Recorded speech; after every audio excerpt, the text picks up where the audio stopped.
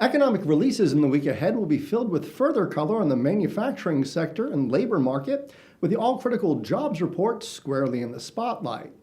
The week shifts into high gear Monday with a fresh reading on the ISM Manufacturing Index, as well as an update on consumer spending. Although certain firms have become victims of the ongoing trade disputes and tariffs, the U.S. manufacturing landscape has improved markedly this year. The August ISM Manufacturing Index had climbed to a 14-year high, underscored by significant increases in new orders and production.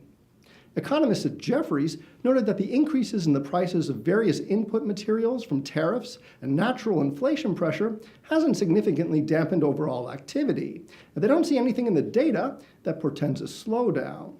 However, not all companies have been unscathed by the ongoing trade conflicts. Ford Motor, for example, recently suffered a challenging second quarter, marked by what CFO Robert Shanks described as an increasingly uncertain policy environment, causing unfavorable bottom-line effects on the business, such as higher than typical commodity costs, as well as tariff-related impacts. Shanks pointed to a $483 million quarterly loss stemming from disappointing performance in China, a drop of more than $500 million from the prior year. Furthermore, Ford CEO Jim Hackett reportedly said the company incurred a $1 billion loss due to tariffs on metals and warned that there will be more damage the longer it continues.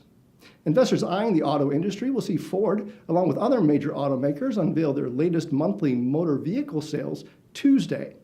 Meanwhile, ADP on Wednesday will release fresh non-farm private payroll numbers for September, which will be followed on Thursday by weekly jobless claims, as well as a report on factory orders for August. Then, ahead of the weekend, all eyes will be fixed on the Bureau of Labor Statistics' latest reading on the employment situation. The strong labor market has been one major factor behind the Fed's decision to continue normalizing monetary policy, with the market widely expecting an additional rate hike in December. The August jobs report was generally considered solid, with wage growth having risen for the first time in about 8 months. Moving on to corporate activity, Lionsgate Entertainment will be among the attendees at Deutsche Bank's Leveraged Finance Conference, which runs from October 1st through the 3rd in Scottsdale, Arizona. This will likely hold some interest for those investors nervous about rising U.S. interest rates and leveraged financing opportunities in the Americas.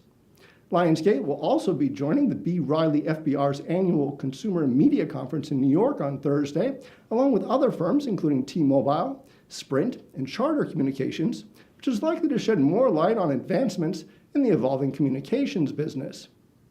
In the meantime, select the event calendar option in the IBKR Trader workstation for a full list of U.S. and global corporate events and earnings, dividend schedules, economic data, IPOs, and more. I'm Steven Levine with Interactive Brokers, asking you to enjoy your weekend.